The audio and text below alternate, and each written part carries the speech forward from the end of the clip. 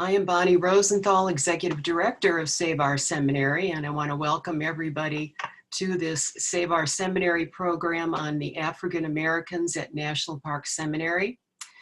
SOS has wanted to do such a program for a couple of years, and it's turned out that we scheduled this presentation at a most opportune time based on this year's national events. We are pleased to have a good attendance for this program and hope you are enlightened by finding out a little more about the National Park Seminary property and its history that you might not be aware of already. SOS is a small nonprofit membership organization, and although we are presenting this program for free, we would appreciate any donation you can give so that we can continue our preservation and educational work to save and share the seminary and its history. At the end of the program, there will be a slide on the screen with our website in order to make a contribution. Before we start, a little process information. If you have questions during the presentation, please use the chat icon at the bottom of the slide, and a box will appear on your screen to write your question. And then also at the end of the presentation, we will answer the questions you put in the chat, and we'll also ask if there are any additional questions that you can ask live, and you can raise your hand and I'll unmute you. So again, this presentation is being recorded so that we can post it on our website at a later date to be shared with many others. The program will probably run about 40-45 minutes. I'd like to introduce the speaker and the presenter for this program. That is Ann Brockett. She is an SOS board member and our past president, and she has done a lot of research to share with you this evening. Okay, I'm gonna unmute Ann so that she can begin. Oops. Okay, Ann.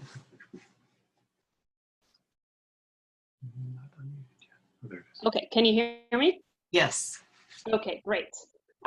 Thank you everyone who has joined us tonight. This is the first time we've done one of our quarterly-ish lectures on Zoom.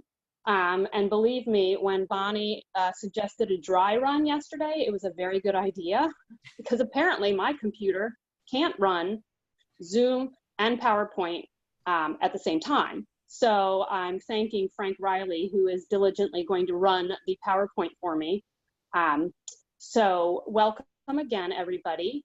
I wanted to give, before we dive into the topic tonight, just a really quick overview of National Park Seminary for anybody who, isn't that familiar with our site.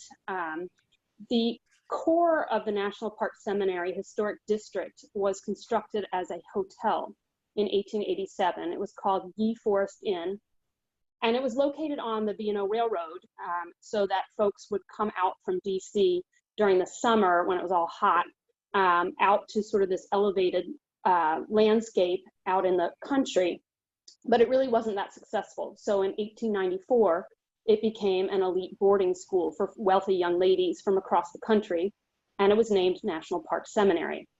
No religious affiliation, that was just the name for a private school at the time. In 1937, the school became more academically oriented and changed its name to National Park College. But this too was short-lived, because in 1942, the Army took over the property for the wartime emergency and converted the school and its extensive grounds to an annex for the Walter Reed Army Hospital, located on 16th Street downtown. So only over the past 15 years or so has the long dormant historic campus come back to life. There was a long period of abandonment by the Army, and it is now a residential community that consists of apartments, single-family dwellings, condos, and new townhouses. So lots of life has been brought to the campus again. And most of our talks are about the seminary itself. We cover the buildings, the grounds, and the historic Glen. We talk a lot about the students' somewhat privileged lives while they were here. And we've also done a lot on the Army and the medical history of the site. But tonight we're going to focus on the families who worked here and lived nearby and how they interacted with the seminary and later with the Army Hospital. So go ahead, Frank. When the site was a hotel, we have to think about the very beginning. Who was there to light that fancy gas lamp hanging in that slide and water all those plants in the lower right slide? And the next one, Frank, when it became a school, who was it who stoked the fires, took care of the extensive grounds, who maintained the gym equipment, cleaned the Odeon Theater, the dorm rooms, the hallways, who polished the ballroom floor, cleaned and mended the uniforms, and pressed the table linens? I'm sure that there were quite a few white staff, but most of these jobs were held by African Americans. We know that the railroad porters were sources of news and information to the African American community at large, and it's quite possible that the porters on the B&O that came through Forest Glen spread the word about the employment opportunities at the hotel and later the seminary. Go ahead, Frank. And here we have a reference to the B&O porters. We're starting in with some pretty heavy stuff here. It's down in the bottom in the blue highlight. I'll let you read it while I continue. This was written in a promotional book published by the seminary called The Lure of Washington to explain why the school was in such an ideal location and why parents should send their daughters here. And while you're digesting that, I'll just point out that in the line directly above the highlighted section, the writer uses the phrase free of the shackles. And further up, she says the students must relate themselves to, quote, civics and social justice, all in the same document from 1920. So, I mean, this is really timely stuff. So, and it's at the heart of what I'm going to talk about tonight. The dichotomy of treatment and the feelings and regard for each other among Blacks and whites at National Park Seminary. The contradiction that can be brought forward, either consciously or not, in just a few sentences. At any rate, the porters may have helped people find employment at the seminary, but we certainly know that families helped to spread the word to each other. We have stories of NPS staff members bringing brothers and sisters up from North Carolina and Virginia. The jobs were also multi-generational. Parents and then their children, and in some cases grandchildren, found employment here. Evidence suggests that most of the residents of the large and thriving African American community adjacent to the seminary came to the neighborhood, especially because of the school's employment opportunities.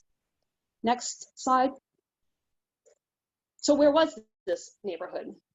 Keep in mind, this was a period of very strict segregation. So Blacks did not live in the same neighborhood as whites. And the African Americans who worked at the seminary were located in sort of that highlighted yellow area and just above it in the area called Linden. Forest Glen, you'll see the little blue dot is the railroad station, the MARC station today. And sort of where the N is of Glen is the heart of the campus today, and just sort of south and east of that N. And so the African Americans who worked here at the seminary lived in Linden, which is today called Littonsville, and in Montgomery Hills, which is sort of the blank white space on the east side of the railroad tracks between Linden and Forest Glen. Well, the proverbial, I should say, the proverbial other side of the tracks. You'll note they're located smack on the other side. So what are the jobs that were available to the African Americans in these communities?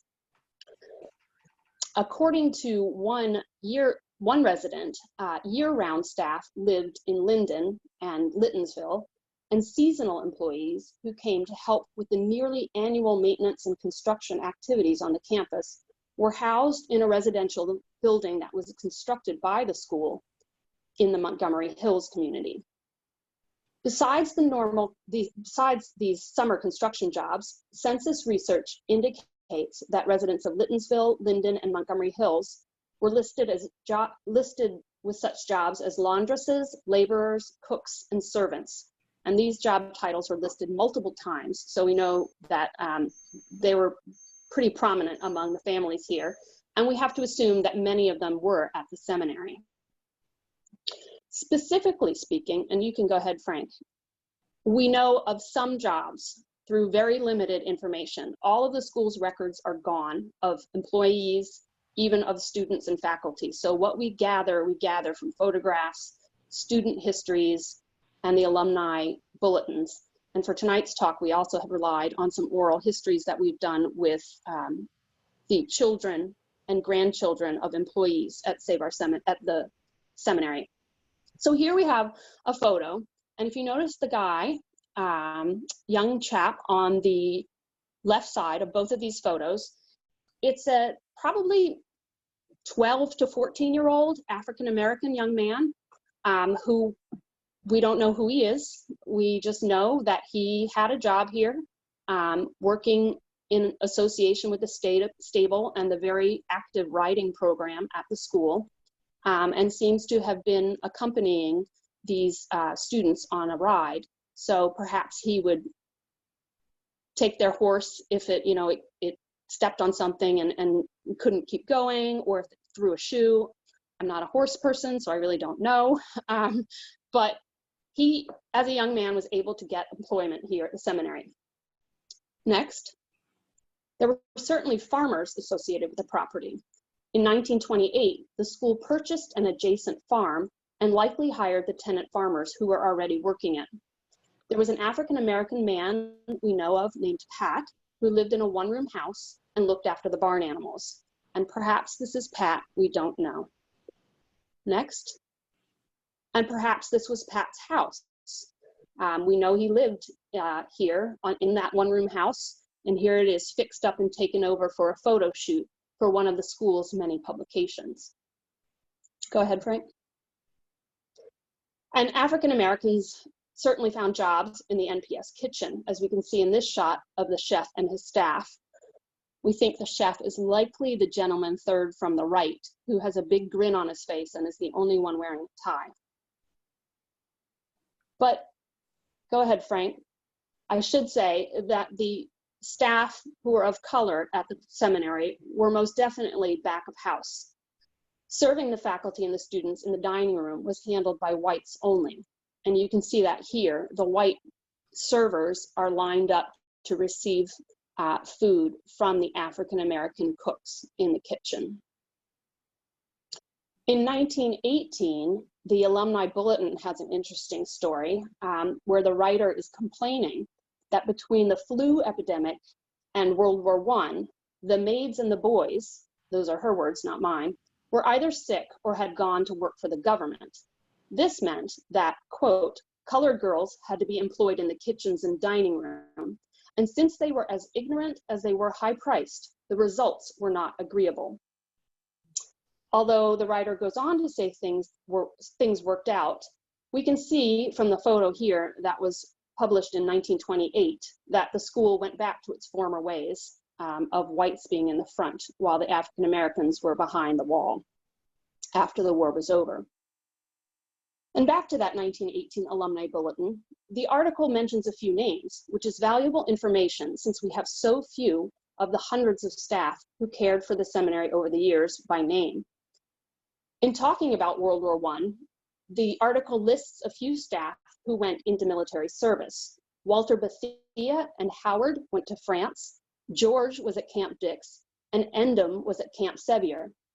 And I'm sure you'll note the use of first names only to identify African Americans. It also says that Uncle Andrew Jackson, quote, the veteran grizzled dishwasher, died just before the 1918 school year. And I'm sure you'll also note the use of uncle as a title for this gentleman as well. Regardless of the pejorative names, it is quite interesting to me that the alumni of the school at least knew some of the staff by name, even the dishwasher, when I suspect that really they didn't go into the kitchen very often. But the alumni were generous, despite some of the comments I've just read, giving many monetary gifts, including to a Chef Smith, who may have been that gentleman in the photo. And there were many other gifts to the staff as well over the years, for long years of service, at their retirement, and certainly during the holidays. The school held a holiday party every year. Really, it was called a Christmas party back then. And it was held every year for the staff. And they were given gifts, monetary gifts, as well as gifts for their children. A 1942 description says that it was held in the gym that year, for over 100 servants and their children.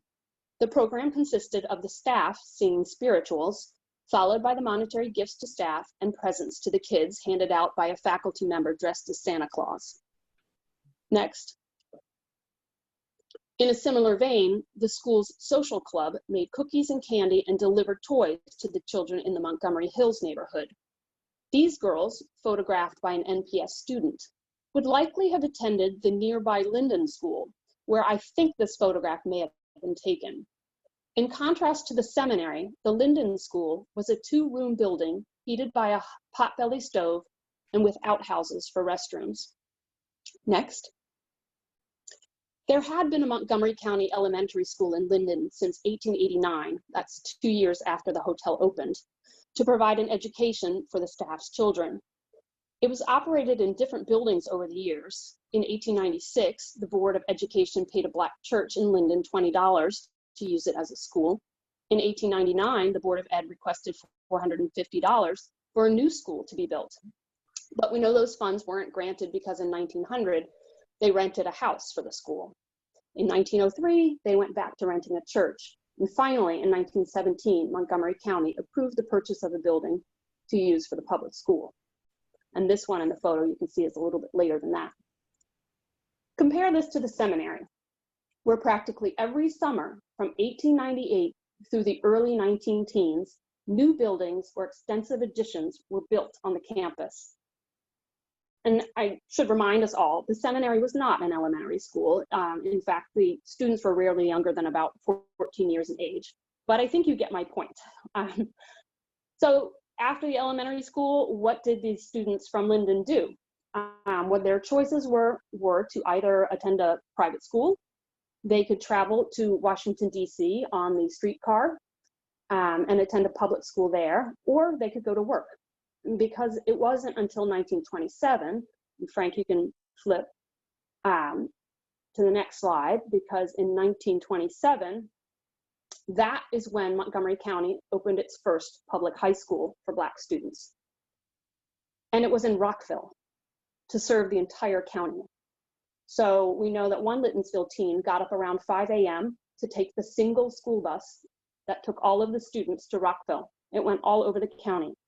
From here in Littensville, it went out to Sandy Spring, it went to Potomac, and every day it was a ride that could last over 2 hours each way for these kids. We also know of one student who rode the streetcar in with her father to Walter Reed's main campus, and she attended a school in DC to continue her education. And that was Miss Charlotte Caulfield, who is a lifetime resident of Littensville. Go ahead to the next one, Frank. And Mrs. Caulfield's father, Earl, was a chef on the railroad, which is possibly how he found out about the seminary. He got a job as a chef in the kitchen. And while living here, he met his wife, Charlotte, that's Charlotte's mom, whose parents, Simeon and Mildred DeLoach, worked at the seminary doing landscaping work for him. And for her, she worked in the school's laundry. Simeon was a patriarch of a 5-generation Littensville family. And because the photos are so rare, I could not show this lovely photo of Mr. DeLoach. Next. While most staff, like the Caulfields, lived in Littensville, there were several African-American families who actually lived on the campus. It's not clear why some of them were allowed here, but the Scott family, with 2 parents and 8 children, lived in 2 different log cabins and a frame house, all with no indoor plumbing, on the National Park Seminary and college grounds during the 1930s and 40s. Go ahead, Frank. And this was probably one of those log cabins. It's a lovely grouping, beautifully shot photograph, despite the somewhat offensive title. Both of the Scott parents attended college in North Carolina and then came to the seminary, where Mr. Scott was a butler and custodian responsible for the upkeep of the school's 8 sorority houses. Next, Lenny Garrett Peters also grew up living on the campus from 1940 to 1954. She's the daughter of Willie Walter Garrett and Beatrice Lillian Wilson Garrett, and they also had 8 children. Both parents worked at the seminary. According to her daughter, Mrs. Garrett was a charwoman, which I assume means housekeeping, And we don't actually know what Mr. Garrett did, but he had been a mechanic before they moved to Forest Glen from their home in Louisa, Virginia. Go ahead to the next one, Frank. Where the family lived, the Garretts, was in a frame house between the picnic house and the barn, which is basically where the Army has baseball fields now. And because of the time of year when the aerial was shot, you can't see the baseball fields, but they are the two sort of square patches, the center bottom of the photograph. And the barn is right over there still. And the frame house and the two log cabins that we know were on campus were in this vicinity. Thank you, Frank. Sadly, Mr. Garrett passed away in 1941. At that time, Lenny's oldest sister quit her job at the seminary, where she was a seamstress in the tailoring shop to take care of the younger children, while her oldest brother simultaneously quit school to work at the National Park College kitchen at age 15. Next. And this is Robert Garrett, her brother. He worked in the kitchen for a while and eventually became the chief cook at Walter Reed. Even the younger Garretts worked after school. White neighbors would come to Mrs. Garrett and ask for a kid to do some bit of small work, ironing or chores, from age 11 or so on. Lenny tells us that sometimes it was hard work, sometimes they got taken advantage of, but they needed the money. Next. I love this photo. That's Lenny. Relaxing in front of the barn is in the background. You can see the silo sticking up. So it's very close to where her house was. She tells the story of the youngest Garrett daughter. Her name was Clementine, and she worked after school every day from about age 11 on, helping a nearby white family prepare dinner, wash the dishes, and other chores. And this was a family with whom the Garretts were very close. Lenny says their mothers were like best friends, and they looked out for each other. As Lenny put it, Clemmy would, quote, love going over there because it was fun and she loved them, and she was making a little money too. So one night, this family had company for dinner, and Clemmy in the kitchen overheard the husband, in Lenny's words, quote, she just loved like a grandfather. She heard him refer to them as the darkies. And Lenny says, I'm getting choked up. That just broke her heart when she heard him say that, the darkies. But I guess he was having dinner with people. You know how you have to do sometimes. You have to go along with their program. Next slide. And this is how it was, a double standard in many cases. Both Black and white people could be polite, kind, and even friends on one hand, but could also talk about each other in negative, derogatory, and even cruel ways. This image is from a scrapbook for a student who also was likely one of those who applauded Dee Garrett as she accepted her gift at the Christmas party, who contributed to a collection jar for the Garrett family when Mr. Garrett passed away, and who distributed gifts to the neighborhood children. Next. And here's another example of the complicated relationship between the school and the African Americans who worked there and lived nearby. While they did take some interest in the neighbors distributing gifts, they also referred to the Montgomery Hills community as Monkey Hollow, and to one of its residents, likely this child who is just as beautiful and bright as they come, as a pickaninny. You can read, that is the paper hat that was worn at the that event. But back to Lenny Garrett. Let's slip to the next one, Frank, who is pictured here with a friend in her teenage years. The Garrett family lived on the campus at the end of the school years and through the first decade of the Army's occupation. It's reported that the president of National Park, Roy Davis, worked very hard to find positions for the school's faculty and staff when he learned of the Army's impending takeover. And it's likely he arranged for much of the kitchen staff to remain, and perhaps some of the landscapers as well. We do know that Mrs. Garrett was able to continue her position as maid. Davis got the Army to agree to let the Garretts remain in the house that the school had furnished for them, which, keep in mind, would have been in the middle of wartime, a wartime Army installation. And I think that sounds odd in today's term to allow a private residence to continue there. But at that time, the Walter Reed Annex had no fences. It was not a secure facility like today's military bases, and I don't really know if it was an unusual practice at the time. So let's talk about the Army. When the Army was evaluating the seminary as a site for potential takeover to fulfill a real need during World War II, they estimated that it had room for over 1,100 patient beds, 80 nurses, 75 doctors, 3 officer quarters for families, 120 listed enlisted men, and 40 servants. So I don't know those 40 servants, who they were, and whether they were servants who or staff who existed at National Park College before. Go ahead, Frank. But at that time, the Army was very strictly segregated. So African Americans were not actually posted in the former seminary buildings. Instead, the Army constructed separate facilities for a colored service company. They had a separate mess hall, headquarters, warehouse, 3 barracks, and a rec building. And if you can see where that's circled and blown up, this is right against the railroad tracks where the warehouse and the salt dome are today, at the intersection of the railroad tracks and Linden. The Army's service companies were generally the laborers for the Army. They were African American companies, and they handled building and landscape maintenance. They were mechanics and cooks. A 1944 alumni bulletin says that there were about 200 stationed here, and that, quote, they do the work around the place. Next. As Lenny Garrett remembers, there were a lot of African American soldiers at the annex. She says, see, at that time, all the black guys, they couldn't stay down at the main section, which we called Walter Reed in Washington. They worked down there during the day, and they would transfer them out to Forest Glen on the shuttle bus after the working hours. They were not allowed to sleep down there.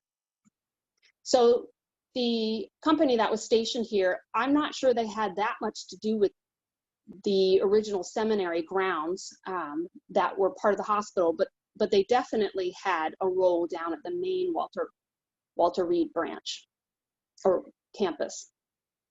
She also tells us that the non-commissioned officers had quarters in the former stable, which had been rehabbed into living quarters. Further evidence of the segregation is that we know that the chapel services were held twice on Sundays, once in the morning for white patients and staff, and again after lunch for the African Americans. Everything was segregated. On the other hand, the families in the area welcomed the black soldiers. Some rented in the Linden community and wound up staying. The children really loved it. Both Charlotte Caulfield and Lenny Garrett say that the base was their playground. Lenny says that their freedoms were increased under the military. Here's a quote. "Oh, it was fun when the military got there. We really had the run of the place then. That's where I learned to play tennis, got to go in the theater. We used everything they had." So she was not really allowed to go on the seminary property, or certainly into the buildings on the school grounds when it was a school, but she certainly got to go in after the Army was there. When the African Americans were allowed into these facilities for the theater shows, which again would have been segregated and held separately.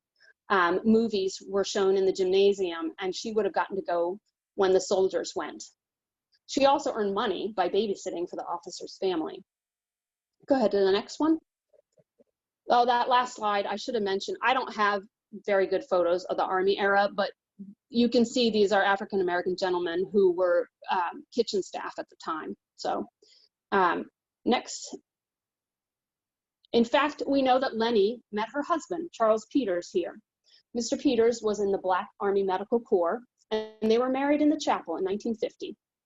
And this last Army slide is, again, one of the few that I was able to track down, but it does show a rare instance of integration. These are soldiers who earned their high school degrees while they were at the while they were stationed here, and this is their graduation ceremony. Many of them did enlist before they, graduated high school. And the next is where I wanted to end tonight, talking about Charles Bullock. He worked at the seminary for nearly 50 years. And Mr. Bullock was an institution. He was beloved by the faculty and students alike, and he was a respected member of the community. I'm going to read you a letter that was published in an alumni bulletin from the school president, published soon after the school closed. It says, Charles Bullock. To Charles, for 47 years, the faculty and students of National Park Seminary and National Park College knew you as a wise philosopher and a good friend. You were honest, industrious, and honorable in every respect. You were a model citizen, and no person in the land had higher ideals. Administrative officers and teachers came and went. You remained as a strong link between each golden year of our existence. Your influence for all that is good was as effective as that of any member of the staff. Although you did not hold a degree, you were our Doctor of Humanities. Signed, Roy Tasco Davis. Next. Mr. Bullock was born in 1874 in North Carolina and started working in the seminary in the 1890s, shortly after the school opened. Perhaps he heard about the possibility of employment on the railroad or from family, we don't know. But he was the longtime postman of the school. And believe me, he was a very busy man. There were so many letters written to and from the school and so many packages arriving there that the Forest Glen post office was one of the very few that stayed open on Sundays. Next. A 1912 bulletin stated that for a student at NPS, quote, it is not conceivable that her first and last vision of NPS should not have included the important figure of the all-pervading Charles. And another from the 1920s says, quote, it would be strange indeed if on the steps of Maine, as long as time and the mail endure, you should miss the same ubiquitous Charles waiting to hand you your letters. And later at the school's last Christmas party in 1941, quote, the spontaneous burst of applause and shouts of approval that were given when Charles stepped up to receive his gift brought a feeling of real joy to those of us who have appreciated his services through these many years. Next. Charles and his wife, Maddie McDaniel Bullock, a teacher at the Linden School and a private piano instructor, lived in part in the school's old gas house. And this is still a private residence on Woodstock Court. They probably would have moved in after around 1905, 1910, after the school was fully electrified and no longer needed this building as the acetylene gas house for lighting. But we also know the Bullocks owned at least one lot in Littonsville because there's a record of its sale. And we know they were paying $25 a month in rent in 1930, somewhere within the census district. There is some evidence that the Bullocks lived at the school during the week and at their own residence on weekends, and they probably didn't stay here over the summers. The Bullocks were members of one of the two local Black churches, the Pilgrim Baptist Church, formerly on Brookville Road, where Maddie was also the pianist. And Charles was a trustee of Linden School from at least 1914 through 1944. Next slide. In February 1927, the Bullocks purchased their own house at 767 Hobart Place Northwest in the Pleasant Plains neighborhood, and they moved out of the gas house permanently. Despite the convenience of living on campus, or even in nearby Littonsville, they wanted a home of their own and perhaps a future that was a little more separate from the school. Next. That day came when the Army purchased National Park College. Mr. Bullock was not one of those who was able to retain his position, and it was a rough period for the Bullocks. They had no children, and when Maddie got sick in 1942 or 43, Charles may have had to take care of her. The school supported them with $200 in war bonds sent in 1942 from the Alumni Association, $50 from Mr. Davis, and another $50 arriving here and there from the Alumni Association. And Charles thanked them by letter. He asked the alumni to read 2 Corinthians 9, verse 15 at their next meeting on his behalf. And this says, thanks be to God for his unspeakable gift. Sadly, Maddie passed away in November 1943. Charles was out of work and living on Maddie's small pension from Montgomery County. At age 69, his options would have been limited for employment. He talked to the president of the Alumni Association every few weeks by phone.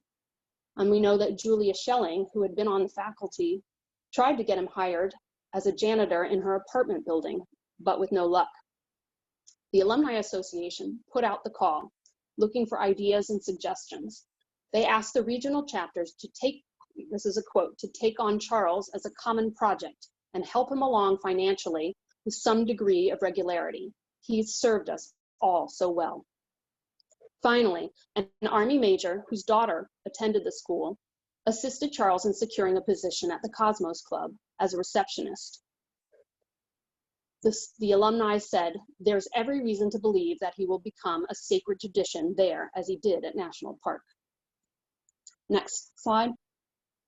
As time went on, the administration and former students lamented the loss of their old school, expressing, quote, "Dear old Charles, how he must miss our emotional outpourings at the post office window.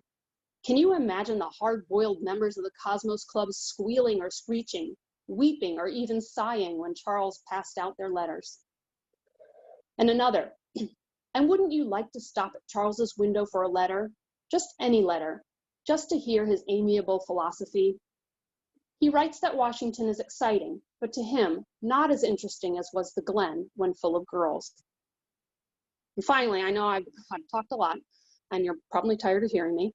A final tribute to the inestimable Charles Leon Bullock reads that in Europe, Charles would have been a, quote, "celebrated portier," and that is I had to look it up, a European hotel doorman / concierge, somebody who would anticipate your every need and make all of your arrangements.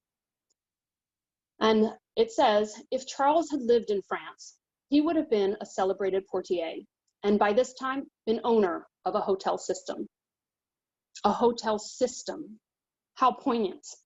Charles Bullock did the best he could at the time. He certainly did well among his peers. But had it been another place, maybe a different generation, maybe today, I hope that he would have done much more and even gone further. So that wraps up tonight. I thank you all for listening to me blab. And I think Bonnie will be happy to take questions. Yes, indeed. If any of you have questions, please, you can either raise your hand or there is a way to, you can unmute yourself on your screen and I'll recognize you to ask the question. Come on, somebody must have a question. You're so thorough, Anne. I leave out half the stuff I mean to say, and it's only through questions that I remember to say it. So I have a question, if I may. Yes, and yes, Ms. Nadal. Hi, Anne. So did you come across anything from members of Cosmos to like their side of things of what it was like the experience of having Charles work there? That's a really good question. I looked, you know, I did Google. I did my due diligence. I looked on Google, and I can't find any records that are public. So I found nothing. I also don't have much on Charles after his employment there. He lived until the 1960s, but he would have been getting on in years. So I don't know if he formally retired. But no, I wish I had more information from his Cosmos Club years. Good question. We do have a couple of questions. Where did you find that amazing photo of the woman on the bench? That was Lenny. Yeah, that's your photo, Bonnie. You want to say the article that came from? Yes, that came from the Walter Reed Stripe newspaper back in, I think,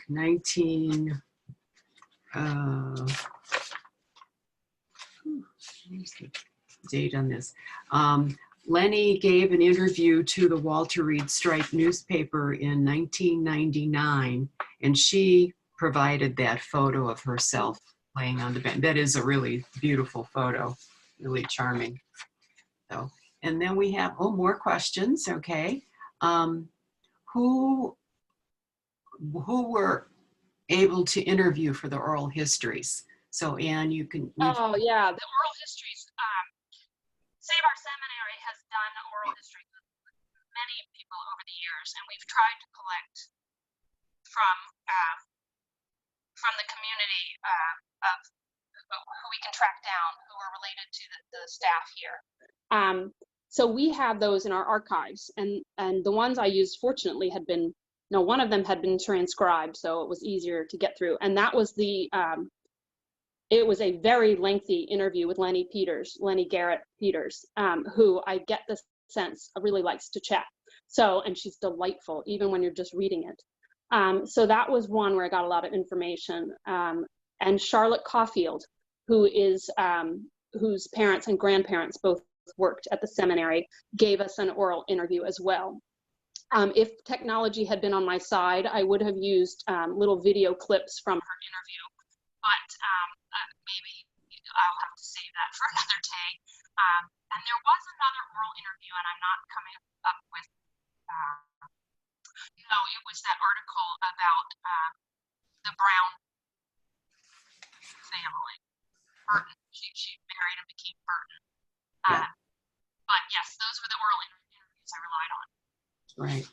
And I might mention, if anyone is familiar with the name Caulfield, very near to in the Littonsville neighborhood, which is adjacent to Forest Glen Seminary, is the Caulfield Community Center, and that is named after Charlotte's sister. So that's, if the name Caulfield rings a bell with some people. There's another question, Anne, I don't know if you know this. Where is Mr. Bullock's grave? Excellent question. You know, when I'm not doing seminary research, I'm doing cemetery research. So, of course, I looked this up. And I actually didn't come up with an answer because I didn't find an obituary for him. However, Maddie McDaniel Bullock is buried in Fort Lincoln Cemetery in PG County, just over the DC line. And I assume that Charles is there with her. And it is on my list of to-dos during COVID to get out on one of these beautiful fall days and go find their graves. Great. You can come, let me know. I love the company. Right, yeah. One thing I know Anne and I have talked about is to have a picture of Charles Bullock copied and framed and hung near, as close as we know, where the post office was at the seminary, which was just off the main lobby. And with some kind of a plaque to commemorate him. I think that would be a wonderful thing to do. Yeah. Someone else did ask about, which I think, Anne, you did answer, how long did Mr. Bullock work for the Cosmos Club, and do you know what happened to him after he left the club?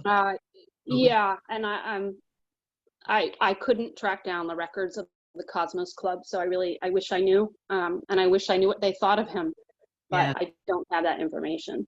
Right. Another question is, was there a community of houses along Brookville Road? Yeah.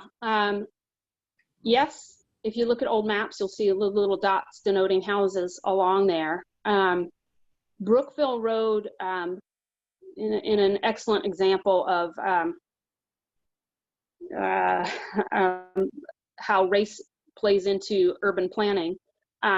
Brookville Road was zoned industrial, which is why it largely is industrial now. And it was also part of an urban renewal effort in Littonsville, which had the benefits of bringing the community in the 1960s, plumbing, indoor plumbing, and paved streets. It also blitzed a lot of buildings on Brookville Road.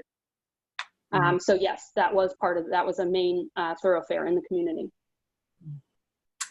We have another question. Would the girls ever bring their own maids, or were they all seminary employees?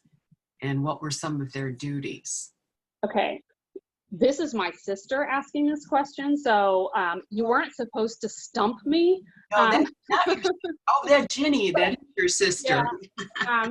Yes, we do have, there are mentions of some of the young ladies bringing their own maids to the campus, and they were the students who lived in the ballrooms, the rooms surrounding the ballroom, which were the most well-appointed rooms and were often doubles, so that you apparently could have your bedroom on one side and your maids adjacent to you. And I don't know, Ginny, if their maids would have been African American or white. There's a very evocative photo. It's actually, if you want to flip to it, Frank, it's a few slides down, for a couple of slides I didn't show. It's the last one, because I was thinking of ending on it. And it's keep going. It's there in the middle, Alberta. Sorry, not the last one. I don't know who she was. These are pictures from, you can see, National Park College, December 1937. And there is this just beautiful portrait of a woman named Alberta, who may or may not have been an employee of the school. She may or may not have been a private employee of one of the girls. I mean, I wish I knew.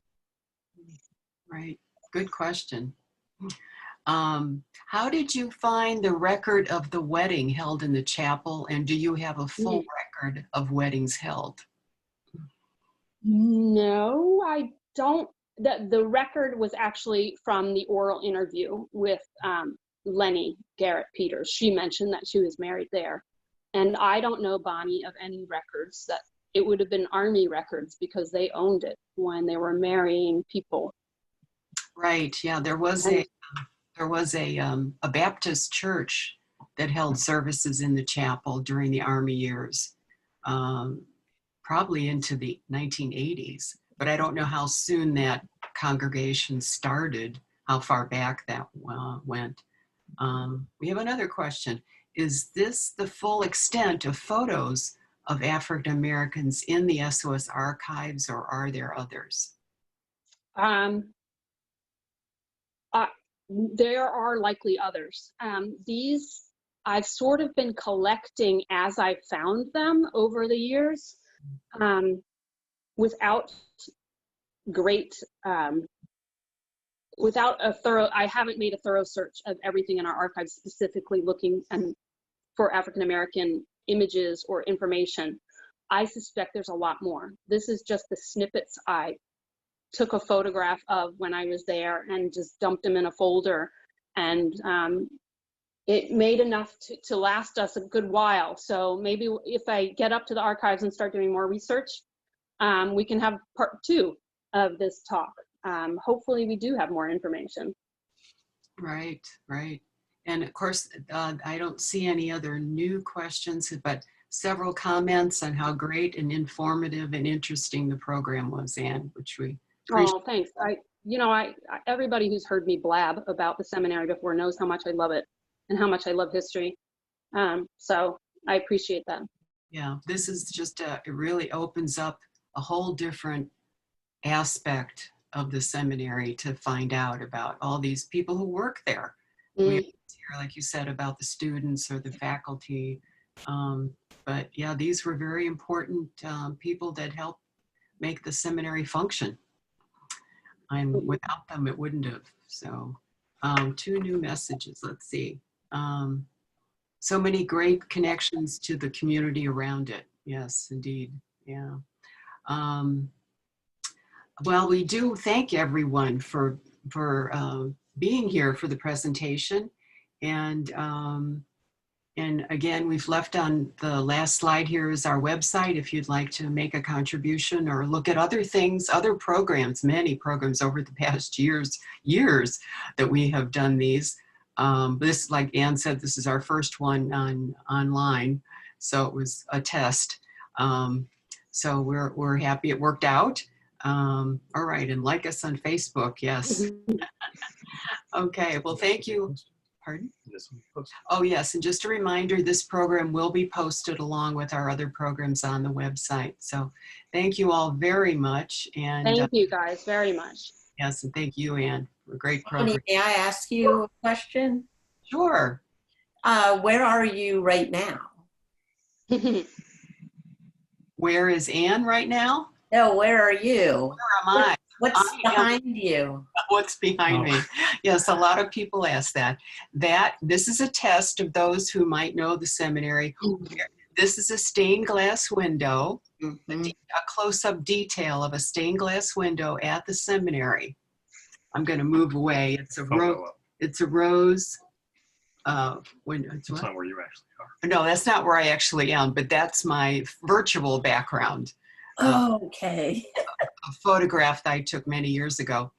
But this is the round rose window that is at the end of the main building, right by the chapel. Okay. The porch, and if you look at the wing that comes out of the main building and you look all the way up, there's this big round window, and this is a close-up detail of a part of it. So, but good question. Thank you. I still don't know when that was built, Bonnie. When that wing was built? No, because remember, it was built in two pieces, the lower half first and then the upper half. And then Dr. Ament put on the rose window. I'm not sure about the date of the actual addition, the upper floors. Mm-hmm. Yes, but at least we have it. So it is a stunning window. So thank you again very much, everyone, and we'll see you the next time. Great. Thank you, everyone. Good night. Bye. Good night.